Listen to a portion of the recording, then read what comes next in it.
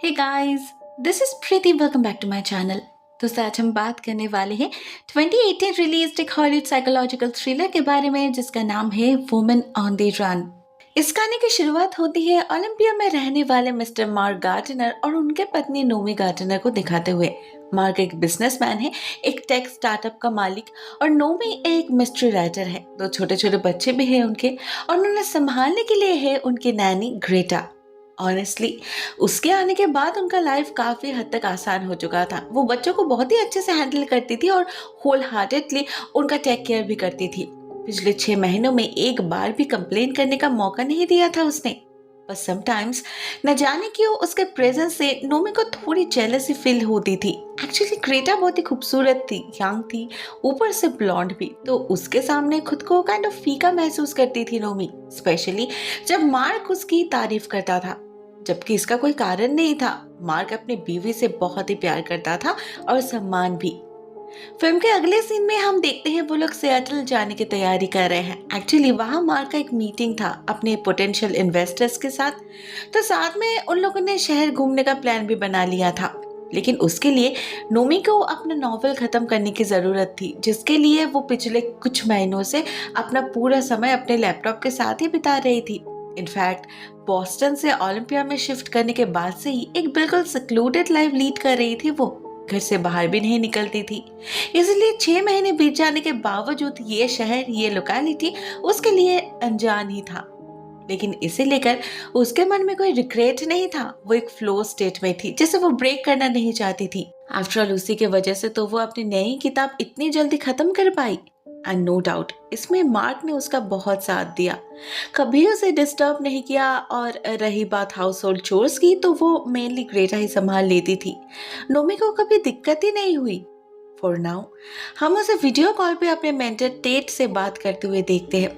TET सिर्फ एक ऐसे इंसान थे जिसके साथ Naomi throughout her career contact maintain करी थी। उनका ओपिनियन बहुत मैटर करता था उसके लिए। तो हर बार की तरह इस बार भी अपने किताब की फर्स्ट ड्राफ्ट वो सबसे पहले उन्हें ही भेजती है रिव्यू के लिए, और फिर रेडी होकर निकल पड़ती है सिएटल की तरफ। वो लोग जब गाड़ी में सामान पैक कर रहे थे तो अचानक ही उनकी नेक्स्ट डोर नेबर से उनकी मुलाकात हो जाती है। नोमी से मिलकर तो बहुत खुश होती है वो लेडी, क्योंकि मार्क और ग्रेटा से तो वो हर रोज मिलती थी, लेकिन इतने दिनों में पहली बार वो मार्क की पत्नी से जो मिल रही थी। इधर वो लोग जब सिएटल में उनके बुक किए गए होटल में जा पहुंचते हैं तो वहां रिसेप्शन पर रिजर्वेशन को लेकर थोड़ा कंफ्यूजन क्रिएट हो जाता है। उधर उनके दोनों बच्चे बहुत ही ज्यादा थक चुके थे और रोने भी लगे थे, तो नोमी अकेले ही रूम की तरफ चली जाती है बच्चों को लेकर।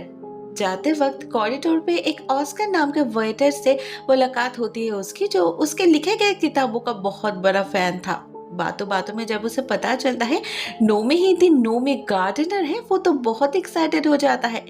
साथ में नोमी को भी अच्छा लगता है बहुत, क्योंकि जनरली ऐसे मोमेंट्स उसे मिलते नहीं हैं। अपने बुक्स कवर पे उसने कभी अपनी कोई फोटो जो पब्लिश नहीं करी, इसलिए उसके फैंस को पता ही नहीं वो कैसी दिखती है। उधर सबके रूम में एंटर करने के बाद अचानक ही नोमी को रियलाइज होता है उनके बैग में ना उसके बेटे का फॉर्मूला है और ना ही डायपर्स। ग्रेटा तो मेन चीजें ही पैक करना भूल गई है, पता नहीं कैसे।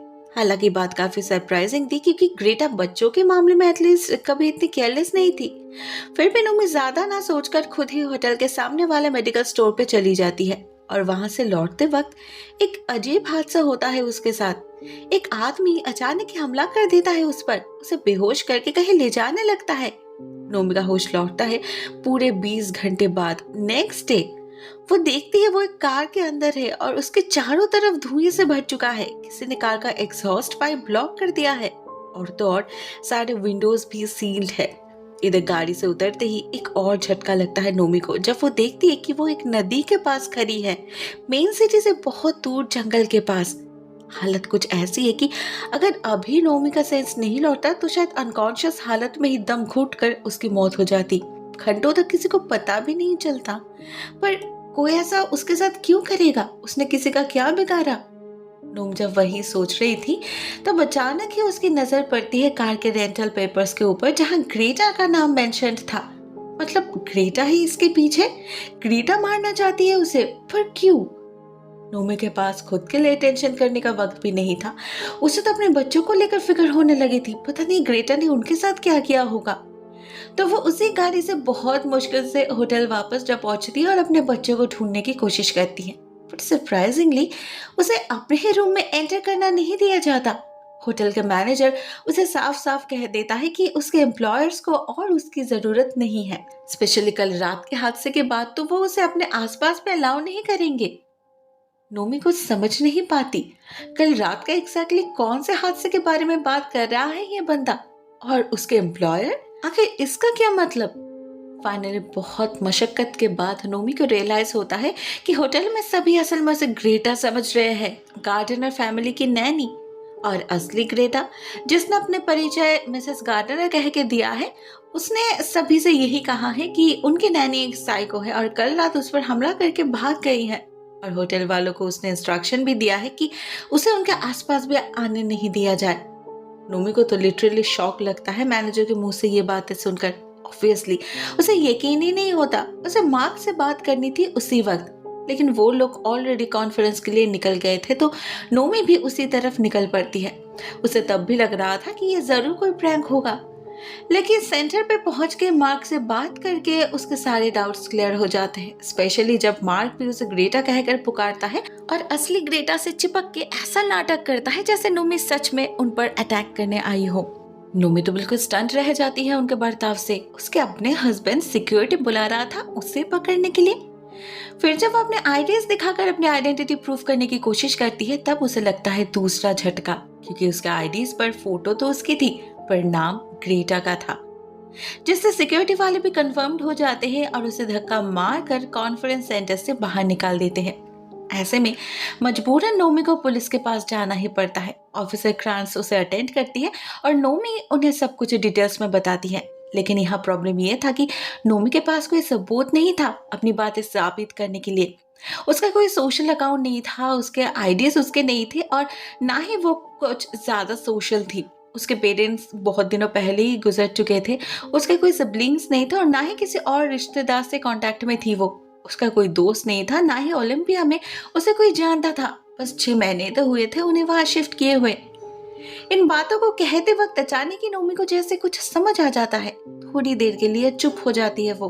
उसे रियलाइज होता है ग्रेटा क्यों उनके लिए इतना कुछ करती थी, क्यों बाहर का सारा काम खुद संभालती थी वो, जैसे बच्चों को घुमाने ले जाना या उनके स्कूल में ले जाना, ग्रोसरीज खरीदना, छोटे मोटे शॉपिंग करना, सब कुछ।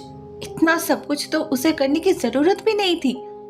पहले नोमी को लगता था कि वो जेन्युइनली उनकी मदद कर रही है, लेकिन अभी उसे एहसास हो रहा है कि वो असल में उनके प्लानिंग का हिस्सा था। मार्क के साथ मिलकर ग्रेटा ने ऐसा नाटक रचा था जिससे उनके आसपास सभी ये समझने पर मजबूर हो जाए कि वो दोनों ही हस्बैंड वाइफ है। और नोमी तो घर से निकलती ही नहीं थी, जिससे उसे कभी किसी ने देखा ही नहीं। फाइनली नोमी को समझ आ चुका था कि उसे हमेशा से ही ग्रेटा से एक नेगेटिव वाइब क्यों आती थी। वो असल में उसका सिक्स्थ सेंस था जो उसे वार्न कर रहा था, लेकिन उसने समझने में देर कर दी। इवन अपने पति को भी ठीक से पहचान नहीं पाई वो। जायज है, खराब तो उसे बहुत लग रहा था, फिर भी खुद को कमजोर पड़ने नहीं देती नोमी। वो ग्रेटा पर आइडेंटिटी थेफ्ट का इल्जाम लगाती है, मगर मार्क वो ऐसा क्यों कर रहा है, उसका क्या मकसद हो सकता है। ना नोमी के नाम पर कोई बहुत बड़ा लाइफ इंश्योरेंस है, ना ही उसके बुक्स के उसे भर भर कर पैसे मिलते हैं। इवन अपने फाइनेंशियल क्राइसिस के चलते ही तो वो लोग बोस्टन से यहाँ शिफ्ट हुए थे, क्योंकि उस शहर को अफोर्ड कर पाना और उनके लिए पॉसिबल नहीं हो रहा था। ऐसे में नोमी को अपने लाइफ से हटाकर आखिर क्या ही मिल जाएगा मार्क को। इस पॉइंट पे तो नोमी के साथ साथ ऑफिसर क्रांस भी बहुत ही कंफ्यूज्ड हो चुके थे। जनरली ऐसे मामलों में बहुत सारा पैसा दांव पर लगा होता है, लेकिन यहाँ पर तो पैसों का कोई नामो निशाना नहीं था। तो ऑनेस्टली वो नोमी पर पूरी तरीके से भरोसा भी नहीं कर पा रहे थे। ऐसे में जब मार्क का भेजा हुआ लॉयर आकर नोमी के खिलाफ रिस्ट्रेनिंग ऑर्डर जारी करता है, तब तो वो नोमी को ही झूठा समझ लेते हैं, क्योंकि सबूत के तौर पर इस लॉयर के पास बहुत कुछ था। ग्रेटा का सोशल अकाउंट और जिस एजेंसी से उसे हायर किया गया था उसके वेबसाइट, सब कुछ प्रोवाइड करता है वो।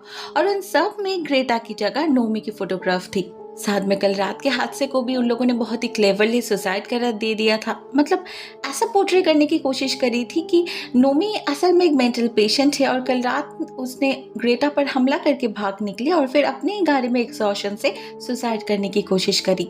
साथ ही साथ ग्रेटा के सोशल अकाउंट्स में, मतलब अब जहां नोमी की फोटो थी उसमें पिछले कई महीनों से गार्डनर फैमिली के अगेंस्ट बहुत ही ऑफेंसिव रिमार्क्स पोस्ट किए गए थे, जिससे साफ साफ पता चल रहा था कि ग्रेटा यानी कि नोमी अपने एम्प्लॉयर से बिल्कुल भी खुश नहीं है। इमेंस हेट्रेड झलक रही थी उसकी ईच एंड एवरी वर्ड से। ऐसे में ऑफिसर क्रांस कैसे यकीन कर लेती नोमी के बातों पर? सारे सबूत तो उसके खिलाफ थे। तो वो उल्टा उसे ही गार्डनर फैमिली से दूर रहने का ऑर्डर देती है और साथ में एक साइकोलॉजिस्ट भी सजेस्ट करती है।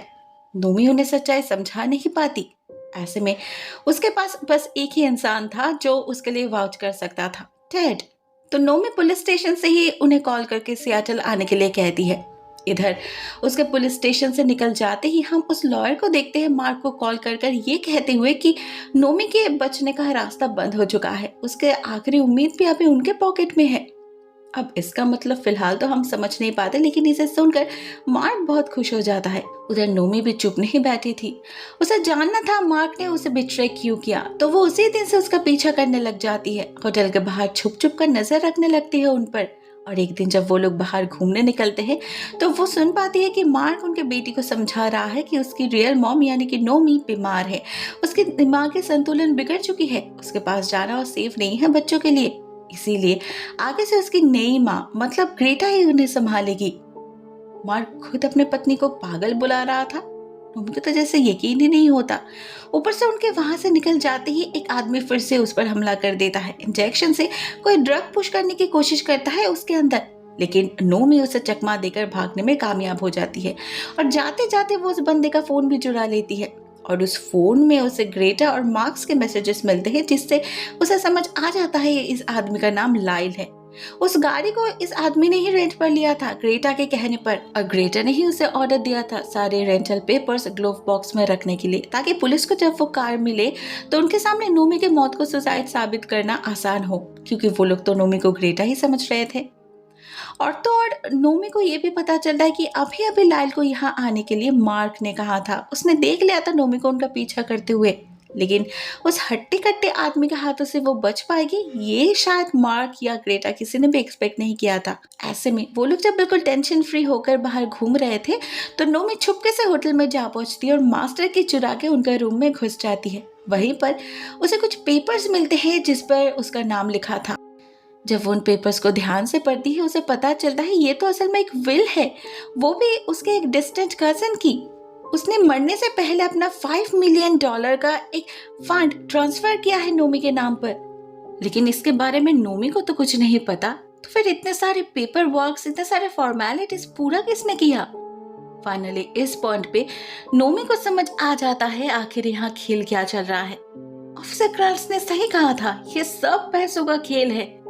असल में मार्क ये तो चाहता था कि ये पैसा नोमी के अकाउंट में ट्रांसफर हो जाए, लेकिन नोमी को ये पैसा मिले ये नहीं चाहता था वो। इसीलिए ग्रेटा के साथ मिलकर उसने ये प्लान बनाया।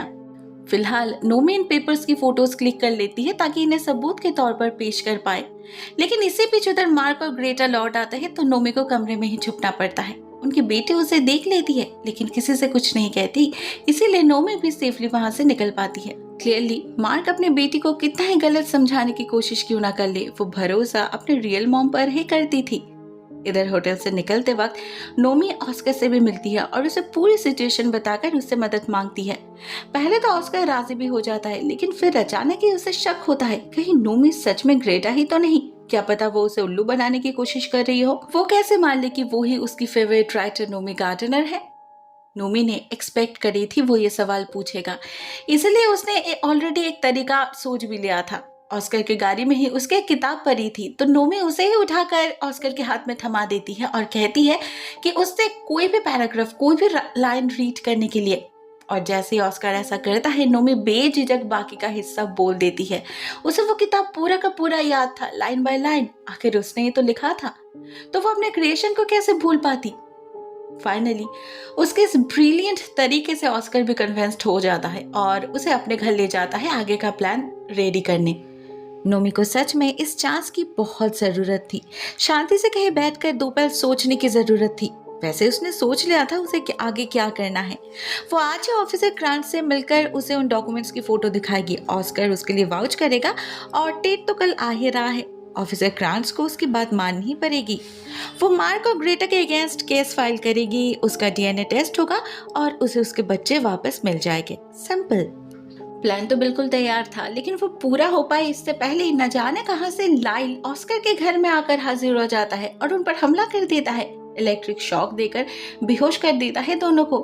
फिर जब नोमी का सेंस लौटता है, वो देखती है लाइल उससे अपना फोन छीन कर उससे सारे फोटोज डिलीट कर रहा है, उस विल की फोटो भी। नोमी को आंखें खुलते देख वो उससे कहता है कि इस फोन में ट्रैकर ऑन था, जिससे उसे इस घर के बारे में पता चल गया और अभी नोमी उसके हाथ से बच नहीं पाएगी। उसका प्लान था ऑस्कर को मारकर उसका दोष भी नोमी पर डालने का, ताकि उसे एक बहुत ही वायलेंट मेंटल पेशेंट साबित कर पाए। लेकिन उससे पहले ही ऑस्कर का होश लौट आता है और वो लाइल पर हमला कर देता है। इधर नोमी भी पास में पर एक सीजर से अपने हाथों को आजाद कर लेती है और दोनों मिलकर लाइल को भगाने में कामयाब हो जाते हैं। लेकिन इससे ऑस्कर को अच्छे खासे चोट भी लगे थे। नोमी को बहुत खराब लग रहा था उसे तड़पते देख, और वो डिसाइड कर लेती है कि वो और इस झमेले में इंक्लूड नहीं करेगा ऑस्कर को। आज अगर उसे कुछ हो जाता या उसकी मौत हो जाती तो वो कभी अपने आप को माफ नहीं कर पाती। इतना कहकर वो उसी वक्त ऑस्कर के घर से निकल जाती है और अपने रेंटल कार में रात बिताती है। नेक्स्ट मॉर्निंग टेड आने वाला था, तो वो ठीक 9:30 बजे पुलिस स्टेशन की तरफ निकल पड़ती है और तभी उसकी नजर पड़ती है एक न्यूज पर, जिससे उसे पता चलता है ओलंपिया में रहने वाले उनके नेक्स्ट डोर नेबर की मौत हो चुकी है, वो भी उनके अपने ही घर में गैस लीक की वजह से। नोमी समझ जाती है ये भी मार्क का ही काम है, क्योंकि ओलंपिया में वो लेडी ही बस नोमी को पहचानती थी मिसेस गार्डनर के तौर पर। मार्क एक एक करके सारे सबूतों को मिटा रहा था। उधर नोमी जब पुलिस स्टेशन जा पहुंचती है, उसे पता चलता है टेड बहुत पहले ही आ चुके हैं। नोमी तो बहुत खुश हो जाती है, लेकिन उसे देखकर भी टेड ऐसा नाटक करता है जैसे उसे पहचान ही नहीं पा रहा। इवन नोमी जब उससे बात करने जाती है तब भी उसे कंप्लीटली इग्नोर कर देता है टेड, और ऑफिसर क्रांच से कहता है कि वो यहाँ नोमी से मिलने आया है, यह औरत कौन है, इसे तो वो जानता भी नहीं। नोमी लिटरली चौंक उठती है उसके बर्ताव से। टेड उससे नजरें भी मिला नहीं पा रहा था, बिक चुका था वो। इधर नोमी भी खुद को संभाल नहीं पाती, बार बार बिट्रेड होना किससे ही सहन होगा। तो एक पॉइंट पे वो भी अपना आपा खो देती है जब मार्क का लॉयर आकर फिर से उस पर ट्रेसपासिंग का चार्जेस लगाता है। एक्चुअली उस दिन जब वो होटल में गई थी तो उसने सारे पेपर्स एनवेलप के बाहर ही छोड़ दिया था, जिससे मार्क और ग्रेटा समझ गए थे कि उसे सब कुछ पता चल चुका है। इसीलिए ही वो लोग डेस्परेट हो पड़े थे। और रही बात टेड की, तो इन लोगों ने उसे भी खरीद लिया था। उस दिन जब नोमी टेड को पुलिस स्टेशन से ही कॉल कर रही थी तो इस लॉयर ने उनकी बातें सुन लिया था, और उसी दिन एक मोटे रकम के बदले टेड बिक चुका था। इसीलिए तो उसने मार्क से कहा कि नोमी की आखिरी उम्मीद भी उनके पॉकेट में है। नोमी को सब समझ आ रहा था, पूरा खेल बिल्कुल क्लियर था उसके लिए, लेकिन वो कुछ प्रूफ नहीं कर पा रही थी, जिससे उसका फ्रस्ट्रेशन बढ़ता ही चला जा रहा था। इधर ऑफिसर के सामने आर्गुमेंट के चलते उसके मुंह से ये भी निकल जाती है कि वो सच में मार्क और ग्रेटा के रूम में गई थी, जिससे ऑफिसर के पास और कोई ऑप्शन नहीं बचता। नोमी जब उससे कहती है कि उस रूम में उसके बेगुनाही के सबूत है, उन्हें वहां सर्च करना चाहिए, ऑफिसर उसकी एक नहीं सुनती। नोमी जिस तरह से अग्रेसिवली बिहेव कर रही थी उससे वो कंफर्म हो जाती है कि नोमी को दिमागी बीमारी है और उसे ट्रीटमेंट की सख्त जरूरत है। तो वो उसी वक्त उसे साइकियाट्रिक हॉस्पिटल में भेज देती है। नोमी के बार बार रिक्वेस्ट करने पर भी उसका डीएनए टेस्ट नहीं करवाती वो। असल में उनके शहर के लॉ के अकॉर्डिंग वो लोग ऐसे ही किसी का भी डीएनए टेस्ट करवाने का ऑर्डर नहीं दे सकते थे। गार्डनर फैमिली आखिर क्यों करने देंगे अपने बच्चे का डीएनए टेस्ट, वो भी एक पागल नैनी के डिमांड पर। नोमी को एक लॉयर तक नहीं मिलता। उस साइकियाट्रिक हॉस्पिटल के बंद कमरे में 2 दिन उसे अपना सर पटकना ही पड़ता है। 1000 बार चिल्लाने के बावजूद कोई उसकी बातें सुनने की जरूरत भी महसूस नहीं करता। इन द मीन टाइम हम उधर मार्क और ग्रेटा को देखते हैं ओलंपिया वापस जाते हुए। नोमी के अकाउंट में पैसा ट्रांसफर हो चुका था, पूरे $5 मिलियन। वो लोग मिलियनियर बन चुके थे, लेकिन इसके लिए उन्हें मेहनत भी बहुत करनी पड़ी थी। बहुत सारे लोगों को पैसे खिलाने पड़े थे, जैसे वो लॉयर, लाइल एंड ऑफ कोर्स टेड को भी। पूरे $100,000 का डील हुआ था उनके बीच। मगर अब जब नोमी से उसे पता चल चुका था कि उसके इस छोटे से नाटक के बदले मार्क और ग्रेटा को $5 मिलियन का फायदा हो रहा है, तब टेड की लालच बढ़ जाती है। वो एक दिन उनके घर जाकर लिटरली उन्हें ब्लैकमेल करने लगता है कि सिर्फ 100 ग्रैंड से उसका मुंह बंद नहीं रहेगा, उसे पूरा 500 ग्रैंड चाहिए, मतलब $500,000, वो भी आज रात 9 बजे से पहले। उसके डिमांड सुनकर तो ग्रेटा और मार्क्स दोनों ही चौंक उठे थे, लेकिन फिर भी मार्क्स ज़्यादा बार्गेन नहीं करता क्योंकि उसे पता था ऐसे वो टेट से जीत नहीं पाएगा। इंस्टेड वो दूसरा तरीका अप्लाई करता है, लाइल से कहकर उसका खून करवा देता है, वो भी अपने ही घर के ड्राइववे पे, क्योंकि उसे पता था आज अगर टेट को 500 ग्रैंड मिल भी गया फिर भी इसका कोई गारंटी नहीं कि वो कल फिर से डिमांड नहीं करेगा। इससे अच्छा उसे रास्ते से ही हटा दिया जाए जिससे उसे एक भी पैसा देना ना पड़े और उसका मुंह भी हमेशा हमेशा के लिए बंद रहे। उधर इतने में 2 दिन बीत जाते हैं और फाइनली नोमी को एक डॉक्टर को दिखाया जाता है इवैल्यूएशन के लिए, लेकिन उस डॉक्टर के अप्रोच से वो समझ जाती है कि ये डॉक्टर उसे ऑलरेडी पागल समझ रहे हैं, तो वो उसकी बात कैसे समझ पाएंगे। इसलिए नोमी कोई कोशिश भी नहीं करती, उल्टा उन्हें एक पेन से स्टैब करके हॉस्पिटल से भाग निकलने की कोशिश करती है, लेकिन इतने सारे स्टाफ्स के नजरों से बचना उसके लिए पॉसिबल नहीं होता। उसे पकड़ लिया जाता है और शॉक थेरेपी के लिए भेज दिया जाता है। नोमी कुछ नहीं कर पाती, हेल्पलेसली परे परे हाथ पर मारने के सिवा। मगर ठीक इसी वक्त एक मिरेकल होता है। अचानक ही हॉस्पिटल का फायर अलार्म ऑन हो जाता है जिससे हर तरफ भागदौड़ी मच जाती है। नोमी को भी शिफ्ट किया जा रहा था। ऐसे में एक डॉक्टर आकर वहां से सारे नर्स को हटा देता है और नोमी को लेकर दूसरी तरफ जाने लगता है। पहले तो नोमी समझ नहीं पाती कि क्या हो रहा है, फिर जब वो डॉक्टर अपना मास्क हटाता है तो पता चलता है वो तो असल में ऑस्कर है। वो लास्ट 3 दिन से उसे यहाँ से निकालने की कोशिश कर रहा था, फाइनली आज जाके उसे मौका मिला, तो वो और इस मौके को गंवाना नहीं चाहता था। हॉस्पिटल में चल रहे कियोस्क का फायदा उठा के वो नोमी को बैक गेट से बाहर निकालता है और फिर अपने गाड़ी में उड़न छू हो जाता है। उनका डेस्टिनेशन था ओलंपिया, मार्क का घर। वो जब तक वहां जा पहुंचते हैं तब तक शाम ढल चुकी थी। हम देखते हैं मार्क और ग्रेटा बहुत ही खुश मिजाज से अपना वक्त बिता रहे हैं। उनका प्लान है वो लोग बहुत जल्द यहाँ पर सब कुछ बेच के किसी और शहर में शिफ्ट कर जाएंगे, किसी बड़े शहर में रिच लोगों की तरह लैविश लाइफस्टाइल जिएंगे दोनों। प्लान तो सब कुछ इजी था, लेकिन प्रॉब्लम हो रही थी बस जेनी को लेकर।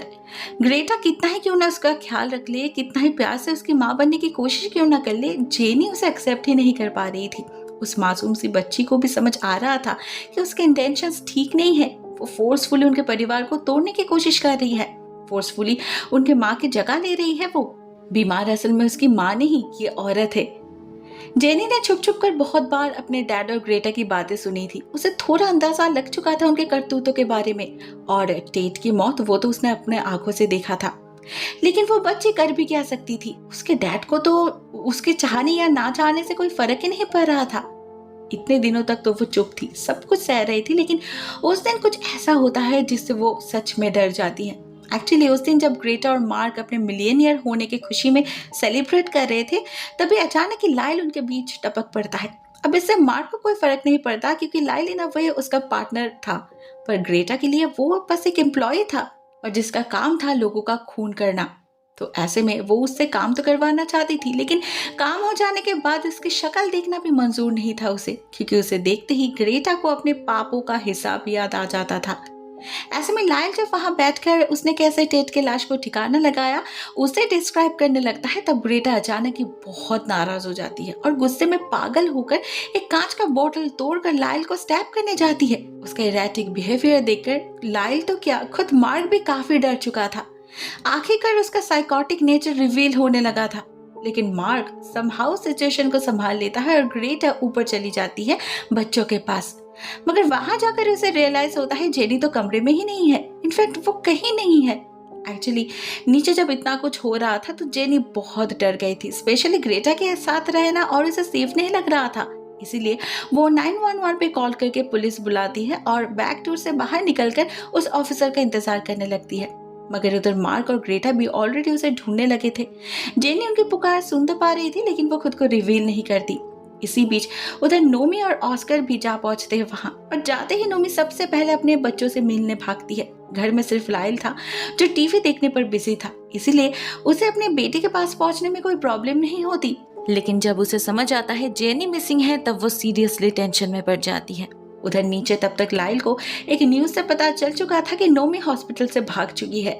टीवी पर फोटो दिखाया जा रहा था, तो वो मार्क को कॉल करके इन्फॉर्म करता है और केयरफुल रहने के लिए भी कहता है, क्योंकि उसे पता था नोमी यहाँ जरूर आएगी।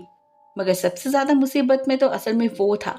वो जैसे ही पीछे मुड़ता है तो देखता है वहां ऑस्कर खड़ा है हाथ में बैट लिए। साथ में तब तक नोमी भी नीचे आ चुकी थी, जो लाइल से कहती है उसके पास लाइल के सारे गुनाहों के सबूत है। उसने पहले ही लाइल के फोन से मेमोरी कार्ड की कॉपी बना ली थी, जिसमें उस विल से रिलेटेड सारे डॉक्यूमेंट्स की फोटो, उसके और मार्क और ग्रेटा के बीच जो कुछ भी बातचीत हुई है वो सारे टेक्स्ट कॉल रिकॉर्ड सब कुछ सेव है।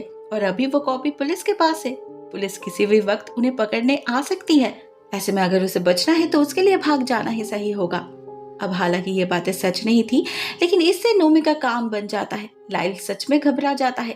वो एक फरार कैदी है, तो वो फिर से एक बार जेल वापस जाना नहीं चाहता था और उसे ये भी पता था कि एक बार अगर वो पकड़ा गया तो मार्क या ग्रेटा को भी उसकी कोई मदद नहीं करने वाला। ग्रेटा का असली रूप तो वो देख चुका था, तो इससे बेहतर वो अभी भाग ले। पैसा तो उससे मिल चुका है, तो फालतू में क्यों दूसरों के झमेले में फंसना।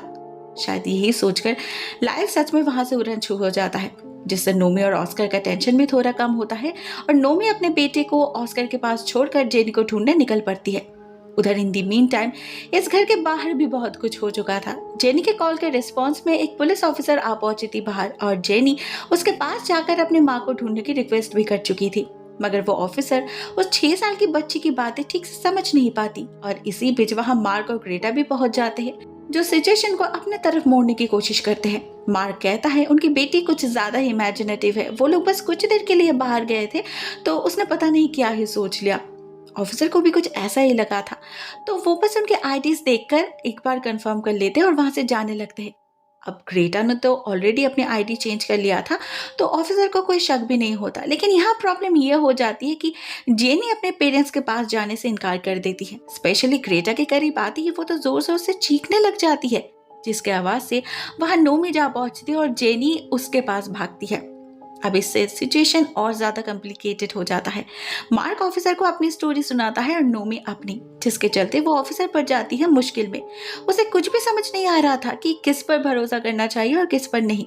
नोमी के बात ही उसे कन्विंसिंग तो नहीं लग रहे थे, लेकिन जेनी उसे ही अपनी माँ बता रही थी और जो लोग अपने आप को उसके पेरेंट्स बता रहे थे उन पर यकीन करने से मना कर रही थी वो छोटी सी बच्ची। अब एक बच्ची अपनी ही माँ को पहचान नहीं पाएगी, ये तो हो नहीं सकता ना। तो फाइनली ऑफिसर जेनी पर ही भरोसा करने की डिसाइड करती है, लेकिन इससे मार्क और ग्रेटा बहुत एग्रेसिव हो जाते हैं। फोर्सफुली जेनी को नोमी से दूर करने की कोशिश करते हैं। इससे ऑफिसर और ज्यादा कंफर्म हो जाती है और मार्क को अरेस्ट करके गाड़ी में डाल देती है। उधर ग्रेटा जब गुस्से में जेनी पर हाथ उठाने जाती है तो नोमी उल्टा ऑफिसर से इलेक्ट्रिक शॉकर छीनकर उसी से ग्रेटा को बेहोश कर देती है। आखिर उसकी हिम्मत कैसे हुई एक माँ के सामने उसके बच्ची को हर्ट करने की। फाइनली उन दोनों को ही अरेस्ट कर लिया जाता है और नोमी का डीएनए टेस्ट किया जाता है। जेनी से मैच किया जाता है, जिसका रिजल्ट 100% पॉजिटिव आता है। अब इसके बाद तो और किसी कंफ्यूजन की कोई जगह ही नहीं थी। एक एक करके मार्क और ग्रेटा के सारे करतूतों का भांडा फूटने लगता है एंड अल्टीमेटली उन्हें प्रॉपर सजा भी मिलती है और नोमी को मिलती है एक नई जिंदगी, जिसे इस बार वो खुलकर जीने की डिसाइड करती है अपने बच्चे और ऑस्कर के साथ। अपने सोशल ऑकवर्डनेस को काबू करके अपने बच्चों को एक हेल्दी चाइल्डहुड देने की प्रॉमिस करती है वो खुद से, जिसमें होपफुली और किसी के धोखे का सामना करना नहीं पड़ेगा उसे। The end. दोस्तों ये कहानी यहीं पर एंड हो जाती है। आई होप कहानी आपको पसंद आई होगी। कमेंट सेक्शन में अपने थॉट्स शेयर जरूर करना दोस्तों। आज के लिए बस इतना ही। Thank you so much for watching this video. बहुत जल्द मिलते हैं किसी और नई वीडियो के साथ। तब तक के लिए टेक केयर। टाटा।